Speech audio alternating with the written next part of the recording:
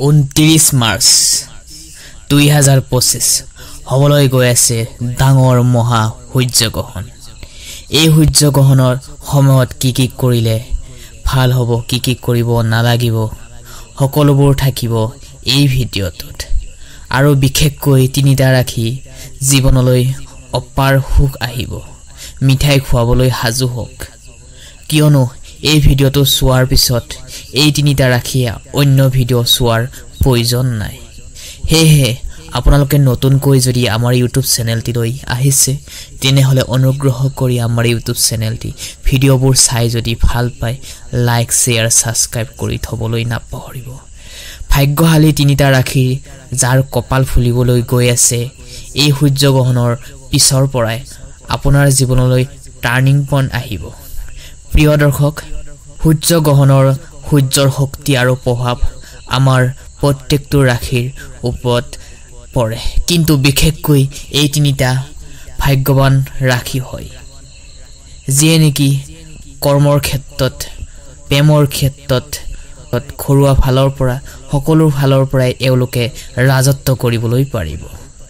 প্ৰথম আহিছোঁ, পলম নকৰি ভিডিঅ'টোৰ মাজেৰে গতি কৰোঁ। আৰু ভিডিঅ'টো আৰম্ভণি কৰাৰ আগতে মই কৈ লওঁ, ভিডিঅ'টোৰ মাজভাগত কম যে এই সূৰ্যগ্ৰহণৰ দিনটোৰ কি কৰিলে, কি উপায় কৰিলে আপোনাৰ সূৰ্যগ্ৰহণৰ দিনৰ পিছৰ পৰাই আপোনাৰ জীৱনলৈ টাৰ্নিং পইণ্ট আহিব। তাৰ কাৰণে আপুনি ভিডিঅ'টো সম্পূৰ্ণকৈ চোৱাৰ প্ৰয়োজন আছে। তেনেহ'লে আহকচোন আমি পলম নকৰি ভিডিঅ'টোৰ মাজেৰে গতি কৰোঁ। প্ৰথম আহিছোঁ আমি ভাগ্যৱান ৰাশিটো হৈছে মেঘ ৰাশি। মেঘ ৰাশিৰ শুভ সময় হৈছে সূৰ্যগ্ৰহণৰ সময়টো এক বিশেষ শুভ সময়। মেঘ ৰাশিৰ জাতকৰ বাবে অতি শুভ ফল দিব। তেওঁলোকে কৰ্মক্ষেত্ৰত বহুতো উৎসাহ আনন্দ হৈ পৰিব।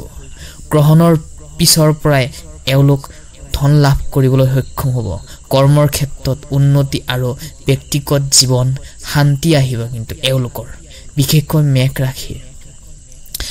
ৰাশিৰ কি লাভ হ'ব আহকচোন। আৰ্থিক লাভৰ ক্ষেত্ৰত বিনিয়োগ আৰু ব্যৱসায়ৰ ক্ষেত্ৰত বিশেষকৈ লাভ হ'বলৈ গৈ আছে এই সূৰ্যগ্ৰহণৰ দিনটোৰ পিছৰ পৰাই।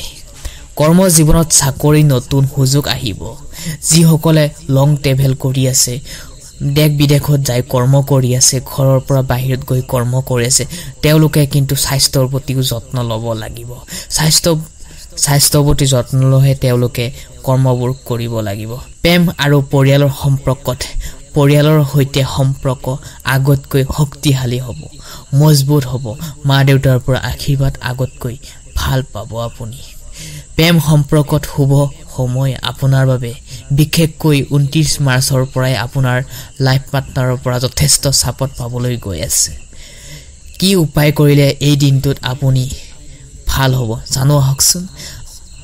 12টা বজাত হাতযোৰ কৰি নমস্কাৰ কৰি আত্মবিশ্বাসেৰে আপুনি শক্তি বৃদ্ধি পাব। আপোনাৰ বিশেষকৈ শক্তি বৃদ্ধি পাব এই সূৰ্যগ্ৰহণৰ দিনটোৰ পিছৰ পৰাই।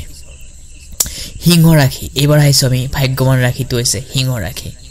সিংহ ৰাশিৰ এই সূৰ্যগ্ৰহণৰ দিনটোৰ পিছৰ পৰাই 23 জুলাই আৰু 12 আগষ্টৰ ভিতৰত তেওঁলোকে বিশেষ সফলতা পাবলৈ গৈ আছে। হয়, এওঁলোকৰ মনবোৰ খুবেই সহানুভূতি হয়। এওঁলোকে নিজৰ কথা নাভাবি আনৰ কথা খুবেই বেছিকৈ ভাবা দেখা পোৱা যায়। সূৰ্যগ্ৰহণৰ সিংহ ৰাশিৰ বাবে নতুন সুযোগ আৰু আত্মবিশ্বাস, ধন লাভৰ সুযোগ হ'ব। আগতীয়াকৈ যদি আপুনি ধাৰ লৈ লোনত সমস্যাত ভুগি আছে, তেওঁলোকৰ তেনেকুৱা ধৰণৰ সমস্যাৰ পৰা আপুনি সমাধান হ'ব। ভাগ্য দুৱাৰ খুলি যাব। নিজৰ প্ৰতিভায়ে আপোনাৰ সফলতাৰ ৰাস্তাত আগুৱাই যাবলৈ উৎসাহ প্ৰেৰণা পাব। সেয়েহে যদি আপুনি সিংহ ৰাশি হয় তেনেহ'লে ভক্তি মনেৰে আমাৰ কমেণ্ট বক্সত ওম নমঃ শিৱায় লিখিবলৈ একেবাৰে নাপাহৰিবচোন, কিন্তু ভক্তি মনেৰে লিখিব। কৰ্মৰ ক্ষেত্ৰত উন্নতি হ'ব, কিন্তু এওঁলোক চাকৰি ক্ষেত্ৰত উজ্জ্বল হৈ ভৱিষ্যত এওঁলোকে নতুন গঢ়লৈ উঠিব পাৰিব।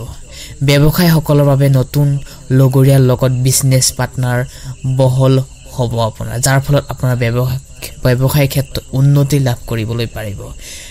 প্ৰেম আৰু বিবাহৰ ক্ষেত্ৰত এওঁলোকে কিন্তু আনক বহুতে কেয়াৰ কৰে নিজে নাখায়ো আনক খুৱাই এই সিংহ ৰাশিৰ ব্যক্তিসকলে বিবাহযোগ্য জাতক জাতিকাসকলৰ বাবে বিবাহৰ ক্ষেত্ৰত এওঁলোকে কিন্তু ভাল এই দিনটোৰ পৰা 29 মাৰ্চৰ দিনটোৰ পৰা বিশেষকৈ এই সূৰ্যগ্ৰহণৰ দিনটো 29 মাৰ্চ দিনটোত আপুনি গ্ৰহণৰ দিনাখনে যদি গায়ত্ৰী মন্ত্ৰ পাঠ কৰিব পাৰে তেনেহলে আপোনাৰ মনৰ মাজত আত্মবিশ্বাস বৃদ্ধি পাব ৰঙা ৰঙৰ বস্তু দান কৰিব পাৰিলে আপোনাৰ গ্ৰহণৰ অশুভ প্ৰভাৱ আঁতৰি যাব আৰু আপোনাৰ জীৱনৰ সুখ শান্তিৰে ভৰি পৰিব এবাৰ আহিছো বন্ধু বান্ধৱীসকল অন্তিমটো ৰাখিলৈ ধনু ৰাশিৰ জাতক জাতিকাসকলৰ এই 29 মাৰ্চ দিনটোৰ পৰা 22 নৱেম্বৰ 21 ডিচেম্বৰৰ ভিতৰত এওঁলোকে কিন্তু সফলতা পাব সূৰ্যগ্ৰহণ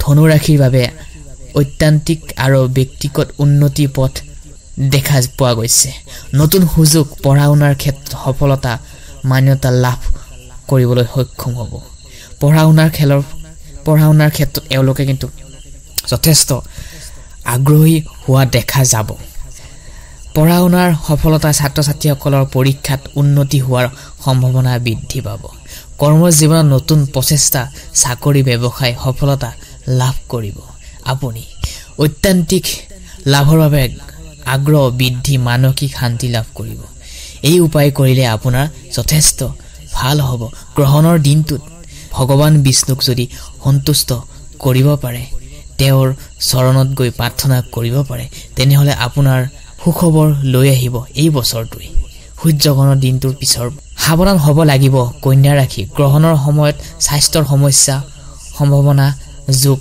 ধ্যান প্ৰকৃতিৰ লগত সময় কটালে উন্নতি হ'ব তুলা ৰাশি আৰ্থিক দিশত সাৱধান হ'ব লাগিব বিনিয়োগৰ ক্ষেত্ৰত বেছি ভাগে আপুনি নিজৰ ওপৰত দায়িত্ব ল'ব লাগিব সূৰ্যগ্ৰহণৰ সাধাৰণ নিয়ম আৰু সতৰ্ক হ'বলগীয়া কামবোৰৰ বিষয়ে আমি জানি লওঁ আহাচোন গ্ৰহণৰ সময়ত কোনো ধৰণৰ বাহিৰা খাদ্য খোৱাৰ পৰা বিৰত থাকিব সূৰ্যগ্ৰহণৰ পিছত ঘৰ পৰিষ্কাৰ পৰিচ্ছন্নতা কৰি গংগা জলেৰে ছটিয়াই দিব গ্ৰহণৰ সময়ত মন্ত্ৰ উচ্চাৰণ কৰক বিশেষকৈ হনুমান মন্ত্ৰ উচ্চাৰণ কৰক গ্ৰহণৰ সময়ত কি কৰিব লাগিব কি কৰিব নালাগিব সতৰ্ক হৈ চলিব লাগিব জানো আহকচোন গ্ৰহণৰ সময়ত কোনো খাদ্যৰ পৰা বিৰত থাকিব গ্ৰহণৰ এই সূৰ্যগ্ৰহণৰ পিছত ঘৰ পৰিষ্কাৰ পৰিচ্ছন্নতা কৰি ল'ব গংগা জল পাৰিলে ছটিয়াই দিব ঘৰখনত গ্ৰহণৰ সময়ত হনুমান চালিসা পাঠ কৰিলে শুভ ফল দেখিবলৈ পাব এই তিনিটা বিশেষ জাতক জাতিকাই গৰ্ভৱতী মহিলাই সূৰ্যগ্ৰহণৰ সময়ত ঘৰত থাকিব লাগে বিশেষকৈ 29 মাৰ্চ 2025 চনৰ সূৰ্যগ্ৰহণৰ সময়ত বিশেষ নিয়ম সূৰ্যগ্ৰহণৰ শেষ হোৱাৰ লগে লগে গংগা পানীৰে স্নান কৰিলে আপুনি শুদ্ধ হ'ব আপোনাৰ মন দাম্পত্য জীৱনলৈ সুখ শান্তিৰে ভৰি পৰিব এই 2025 চনৰ 29 মাৰ্চত সংগঠিত হ'বলৈ গৈ আছে সূৰ্যগ্ৰহণ মেঘ সিংহ ধনু ৰাশিৰ বাবে সৌভাগ্য দুৱাৰ মুকলি হ'ব এই তিনিটা ৰাশিৰ জাতক জাতিকাসকলৰ বাবে অত্যন্ত সুখ বৃদ্ধি পাব সফলতা নিশ্চিত হ'ব প্ৰিয় দৰ্শক আজি এই ভিডিঅ'টোৰ পৰা আমি বিদায় মাগিছো যদি ভিডিঅ'টো চাই ভাল লাগে তেনেহলে প্লিজ লাইক এটা কৰি আমাৰ মনোবল বঢ়াবলৈ একেবাৰে নাপাহৰিব তেনেহলে আকৌ নেক্সট ভিডিঅ' আপোনালোকক আটাইকে লগ পাম ধন্যবাদ